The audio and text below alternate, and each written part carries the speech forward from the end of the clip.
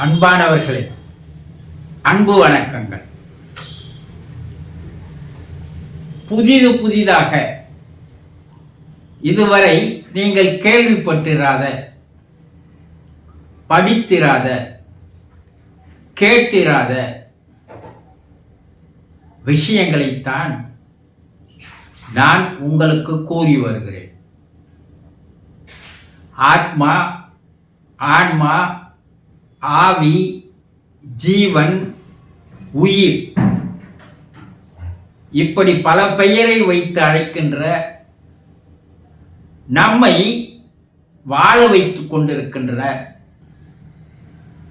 அந்த உயிரானது, ஆத்மாவானது நம் உடலில் இருந்து வெளியேறிய பின்பு இந்த பூமியில் வாழ்ந்த வாழ்க்கையை விட்டு வேறு ஒரு உலகிற்கு வாழ செல்கிறது. மரணத்திற்கு பின்னால் மனிதர்களுக்கு வேறு ஒரு வாழ்க்கை இருக்கிறது என்பதே நிறைய பேருக்கு தெரியாது. அப்படி வேறு ஒரு வாழ்க்கை இருக்கிறது என்பதை தெரிந்து கொண்டால் இப்போது நாம் வாழ்ந்து வருகின்ற வாழ்க்கையை சரியான முறையில், சரியான வழியில் நாம் வாழ கற்றுக்கொள்வோம். இந்த பிறப்பு, இந்த வாழ்க்கை இறைவன் நமக்கு தந்திருக்கிறது. எதனால் என்றால், உங்களுடைய முற்கால வாழ்க்கையை நீங்கள் தெரிந்து கொள்வதற்கும், இப்பிறப்பில் நீங்கள் எப்படி வாழ வேண்டும் என்பதை தெரிந்து கொள்வதற்கும், இந்த பிறப்பில் எப்படி வாழ்ந்தால் மறு உலக வாழ்க்கையை நாம் எப்படி அமைத்துக் கொள்ள முடியும் என்பதற்கும், மறு ஒரு பிறப்பை நாமே தேர்ந்தெடுத்துக் கொள்ள முடியும் என்பதற்காகத்தான் இறைவன் இந்த பிறப்பை தந்திருக்கிறார்.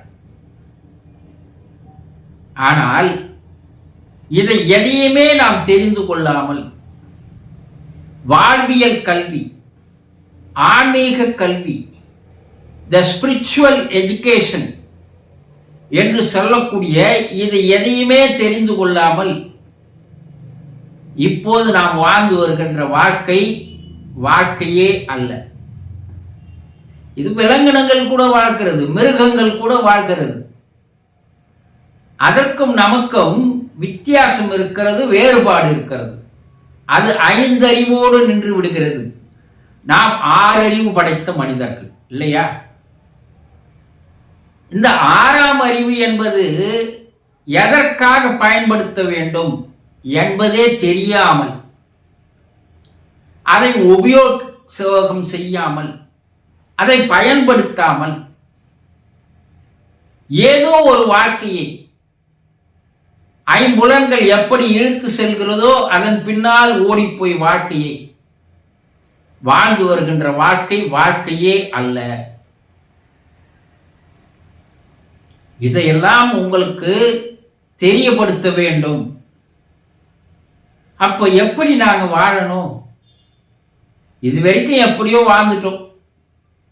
இருக்கிற கொஞ்ச கால வாழ்க்கையாவது நாங்கள் மாற்றி அமைத்துக் கொள்ள வேண்டும்.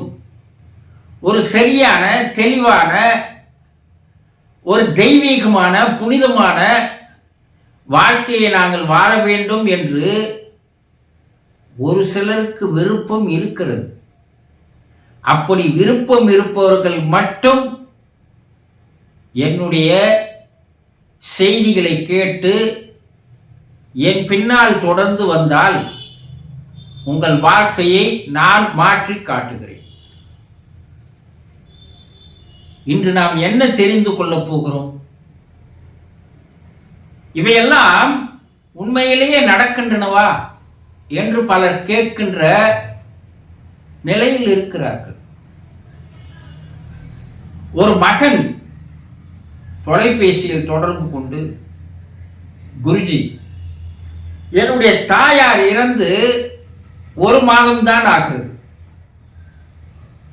அவர் அடிக்கடி இரவிலே என் எதிரில் வந்து நின்று எதையோ கூறி கூறி அழுகிறார்கள். அவர்கள் அழுகின்ற அந்த காட்சியை பார்க்கும்போது எனக்கும் அழுகையாக வருகிறது. இது அடிக்கடி நடக்கிறது. ஏன், எதற்காக அவர்கள் காட்சி தந்து அழுகிறார்கள் எனக்கு புரியவில்லை என்று கேள்வி கேட்கிறார். இப்படி பல பேர்கள் தொடர்பு கொண்டு இறந்து போன தன்னுடைய தகப்பனார் எதிரிலே காட்சி தந்து அழுகிறார், என்னுடைய கணவர் காட்சி தந்து அழுகிறார், என்னுடைய மனைவி காட்சி தந்து அழுகிறார் என்று பல பேர் சொல்கிறார்கள். இது பல பேருக்கு ஆச்சரியமாக இருக்கலாம் இல்லையா? அது எப்படிங்க இறந்துட்டு அவங்க போய் எதிரில் வந்து காட்சி கொடுக்குறாங்கன்னு எல்லாம் சொல்றாங்க. இதெல்லாம் நம்புற மாதிரி இல்லையே. அப்படி பேசுபவர்களும் இருக்கிறார்கள். இரவு இறைவன் என் கனவில் வந்தார், என்னோடு பேசினார் என்று ஒருவர் கூறினால் என்ன பேசுவாங்க? அடப்போய, இறைவனாவது கனவுல வரத்தாவது பேசத்தாவது அவர் என்ன கட்டுக்கதை விட்டுறாருப்பா சொல்லுவாங்க இல்லையா? ஆனால் இப்படி இறந்து போனவர்கள் எதிரில் வந்து காட்சி தந்து பேசுகிறார்கள் என்றால் அதற்கும் இப்படி பேசுபவர்கள் இருப்பார்கள். அவர்களை பற்றி எல்லாம் பொருட்படுத்தவே வேண்டாம். இது உண்மை. உலக அளவிலே பல பேருக்கு, பல ஆயிரம் பேருக்கு இறந்து போனவர்கள் எதிரிலே வந்து நின்று அழுகின்ற காட்சிகள் பல ஆயிரம் பேருக்கு நிகழ்ந்து வருகிறது. ஒருவர் இருவர் அல்ல, உலக அளவில் பல்வேறு நாடுகளில் இந்த நிகழ்வுகள் நடைபெற்றதாக ஆராய்ச்சிகளுடைய அறிக்கைகள் கூறுகிறது. அதே நேரத்தில் புத்தகங்கள் வாயிலாக செய்திகளும் வருகிறது. ஆனால் இந்த ஆவி உலக ஆராய்ச்சியின்படி பார்ப்போமேயானால் அப்படி இறந்து போனவர்கள் எதற்காக அந்த குடும்ப உறுப்பினர்கள் எதிரிலே காட்சி தந்து அழுகிறார்கள் என்று மேல் உலகில் இருக்கின்ற உயர்நிலை ஆன்மாக்களோடு தொடர்பு கொண்டு பேசும்போது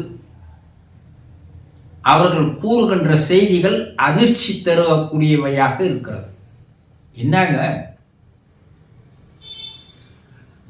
நம்முடைய பிரிவை ஒவ்வொரு மனிதர்களும் என்ன நினைக்கிறாங்க?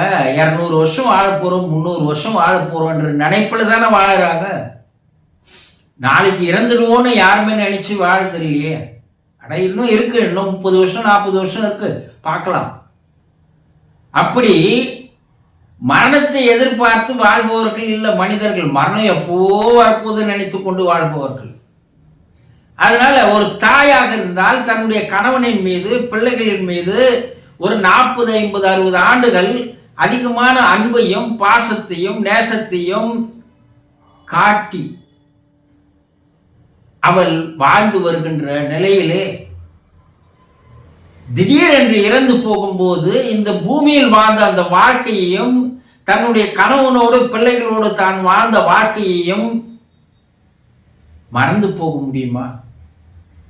தன்னுடைய கணவன் பிள்ளைகள் பூமியிலே, அந்த ஆத்மா ஆவி உலகிலே அப்படி வெகு தூரத்துக்கு பிரிக்கப்பட்ட பிற்பாடு அந்த பிரிவு துயரம் என்பதை யாராலுமே தாங்கிக் கொள்ள முடியாது. அப்போ அந்த இறந்து போன அந்த ஆத்மாக்கள் தன்னுடைய குடும்ப உறுப்பினர்கள் மீது வைத்திருந்த அந்த பாசம், நேசம், அன்பு என்பது அளவுக்கு அதிகமாக இருக்கும்போது அவர்களை விட்டு பிரிந்த அந்த பிரிவு அவர்களால் ஏற்றுக்கொள்ள முடியவில்லை. அவர்கள் அங்கே தனிமையில் இருக்கும்போது தன்னுடைய பூமியில் வாழ்ந்த அந்த வாழ்க்கையை நினைத்து நினைத்து பார்த்து கண்ணீர் விடுகிறார்கள், கதறி அழுகிறார்கள். மறுபடியும் அந்த வாழ்க்கை கிடைக்குமா? அந்த வாழ்க்கை எவ்வளவு சந்தோஷமாக, ஆனந்தமாக, மகிழ்ச்சியாக இருந்தது அவர்களோடு இருந்த போது. ஆனா அந்த மகிழ்ச்சியும் ஆனந்தமும் பல ஆண்டுகள் தொடரும் என்றுதானே நாம் நினைத்திருந்தோம். ஆனால் திடீரென்று எதிர்பாராமல் இந்த இறப்பு நம்மளை பிரித்து எடுத்து வந்து விட்டதே. இங்கு இருக்கின்ற வாழ்க்கை முறை வேறாக இருக்கிறது. அந்த வாழ்க்கையை போல ஒரு வாழ்க்கை இங்கு இல்லையே. நாம் அதை ஏன் தவற விட்டு விட்டோம், ஏன் விட்டு வந்து விட்டோம் என்பதை அந்த நிமிடந்தோறும் நினைத்து நினைத்து பார்க்கும்போது அழுகையானது பீரிட்டு வருகிறது.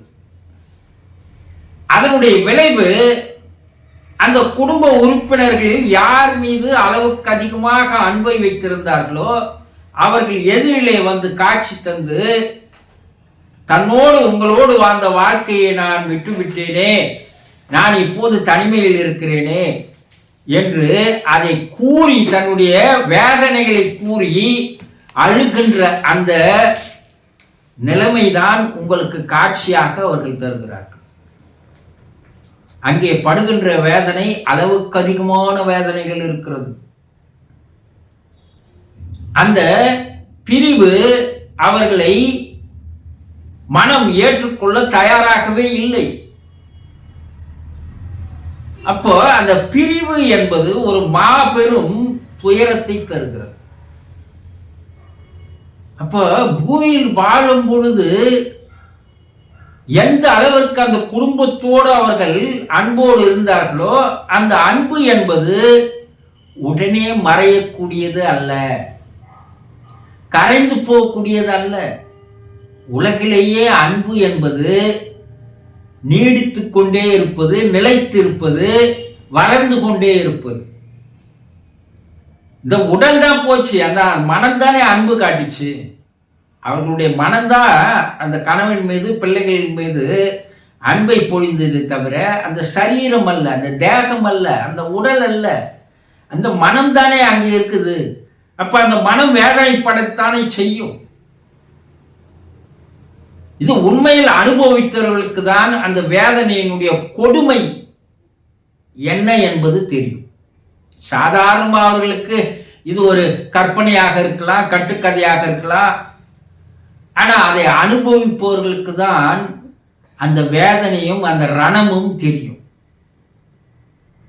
அந்த தாயும் தந்தையும் கணவனும் மனைவியும் எதிரிலே வந்து காட்சி தந்து அவர்கள் கூறுகின்ற அந்த வார்த்தையானது, சொல்லுகின்ற அந்த சொல்லானது நமக்கு தெளிவாக கேட்காது. ஆனால் ஏதோ அழுகிறார்கள் என்பது மட்டும் தெரியும் நமக்கு. இந்த பிரிவை தாங்கிக் கொள்ள முடியவில்லை, உங்களை விட்டு என்னால் பிரிந்து இருக்க முடியவில்லை, தனிமையாக இருக்க முடியவில்லை, அது ஒரு பெரிய நரக வேதனையாக இருக்கிறது என்று கூறுகிறார்கள் பார். அதுதான் உண்மையான நரக வேதனை. பிரிவு என்பது ஒரு பெரிய துயரத்தை தரக்கூடியது. அப்போ சிலர் எதிரில் வந்து காட்சி தந்து அழுகிறார்கள் என்றால் அது உண்மை நிகழ்வுகள் தான். அவர்களுடைய ஆத்மா, மனமானது அமைதி அடையவில்லை, அவர்கள் மனமானது சாந்தி அடையவில்லை, அவர்கள் மனம் சமாதானம் அடையவில்லை. உங்களுடைய விட்டு பிரிந்து போனதை அவர்களால் ஏற்றுக்கொள்ள முடியவில்லை. அதனுடைய வெளிப்பாடுதான் உங்கள் எதிரிலே அவர்கள் காட்சி தந்து அழுகிறார்கள். இதை தயவு செய்து அந்த குடும்ப உறுப்பினர்கள் புரிந்து கொள்ளுங்கள். அவர்களுடைய வேதனை எப்படி இருக்கும் என்பதை நினைத்து பாருங்கள். இவை நடப்பது உண்மை உண்மை உண்மை. அதை அனுபவித்தவர்களுக்கு மட்டும்தான் அதனுடைய அருமை தெரியுமே தவிர மற்றவர்களுக்கு அது தெரியாது. ஆக அவர்கள் மனம் அமைதி அடைந்து சாந்தி அடைந்து சமாதானம் அடைகின்ற வரையில் இந்த காட்சிகள் ஒரு சிலருக்கு தொடரத்தான் செய்யும். புரிந்து கொண்டீர்களா? சந்தோஷம்.